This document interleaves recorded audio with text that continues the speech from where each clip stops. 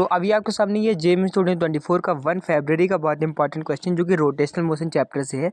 ये क्वेश्चन है a disc of radius r and mass m is rolling horizontally without slipping with speed v.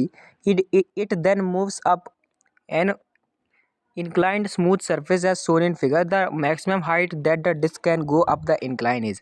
और option है 2/3 v square by g, v square by g, half v square by g या फिर 3/4 v square by जी। तो चलिए देखते हैं कैसे हम इसको सॉल्व कर सकते हैं।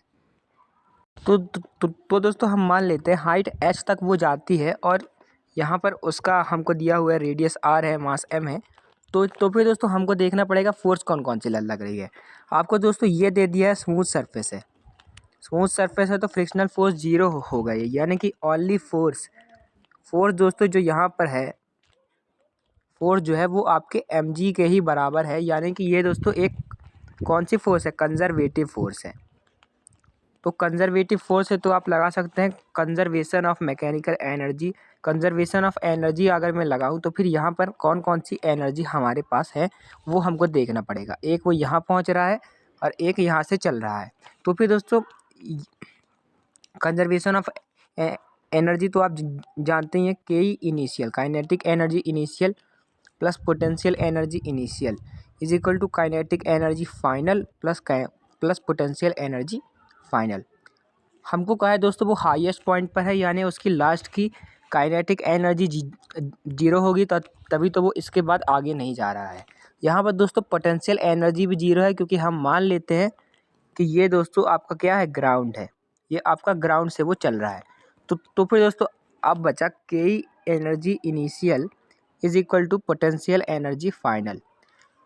पोटेंशियल एनर्जी फाइनल तो दोस्तों आपको पता है,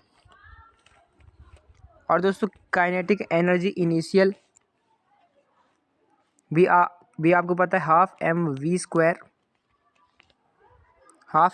स्क्वायर। तो फिर अब आप यहाँ से h के इक्वेशन निकाल सकते हैं, m से m कैंसिल करके v स्क्वायर बाई 2g, यानी कि हाफ v स्क्वायर बाई जी। तो फिर दोस्तों ये आपका आंसर आ गया। लेकिन एक बात पर आप गौर कीजिए, मैंने रोटेशनल के ई को लिखा ही नहीं। रोटेशनल के ई को मैंने क्यों नहीं लिखा, क्योंकि दोस्तों ये दोस्तों कांस्टेंट है। ये जो है दोस्तों कांस्टेंट है, तो वो दोनों साइड पे कैंसिल हो जाती, इसलिए मैंने लिखा नहीं।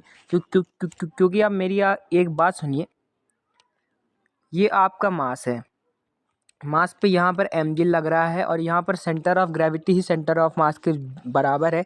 यानी कि फोर्स जो है वो सेंटर ऑफ मास से पास कर रही है, और ये घूम भी किसके अलॉन्ग रहा है, सेंटर ऑफ मास के अलॉन्ग रहा है। यानी कि नेट टॉर्क दोस्तों आपका 0 है, यानी कि tau is equal to I alpha. आपका एंगुलर एक्सेलरेशन भी 0 है, यानी कि एंगुलर वेलोसिटी आपकी कांस्टेंट है। तो फिर आपका रोटेशनल काइनेटिक एनर्जी भी है दोस्तों कांस्टेंट है। तो मैंने उसको दोनों साइड लिखा ही नहीं। आंसर आपका आ गया v स्क्वायर बाई 2g। तो फिर अब हम देख लेते हैं कौन सा ऑप्शन सही है। तो फिर ये हमारा दोस्तों सही ऑप्शन है। लास्ट की चीज़ भी आपको बताना ज़रूरी था, ताकि आप अपने कंसेप्ट को स्ट्रांग रखें कि हमने क्यों वहाँ पर रोटेशनल के ई को कंसिडर नहीं किया। Thanks for watching, keep learning. और अगर आपको ऐसे ही और कंसेप्ट के साथ PYQ करने हैं तो जुड़ जाइए हमारे साथ जेईई PYQs प्लेलिस्ट को आप देख सकते हैं, वो हमने डिस्क्रिप्शन में दिया है। अभी तक 58 क्वेश्चन हम ऐसे ही फिजिक्स और केमिस्ट्री के कर चुके हैं। Thanks for watching.